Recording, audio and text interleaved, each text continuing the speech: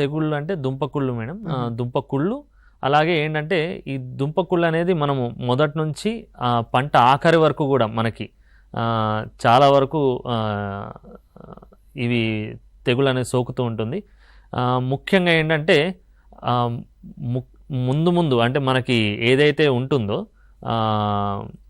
ప్రధానంగా స్టార్టింగ్ నుంచి పంట అయిపోయేంత వరకు కూడా మనకి తెగుళ్ళు సోకడం అనేది గమనిస్తూ ఉంటాము.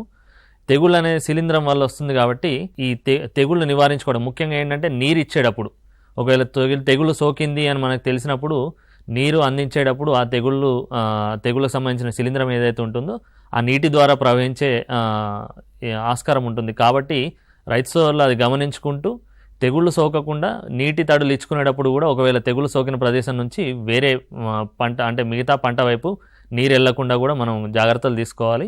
అలాగే నేను ఇందాక చెప్పుకున్నట్లు సరైన సమయంలో మనము ఈ శిలీంద్రనాశిని పిచికారీ చేసుకోవడము, అలాగే సరైన విత్తనం ఎంపిక ఇవన్నీ చేసుకోవడం వల్ల మనకి ప్రధానంగా ఈ దుంపజాతి పంటల్లో వచ్చే తెగుళ్ళు సోకకుండా ఉంటుంది.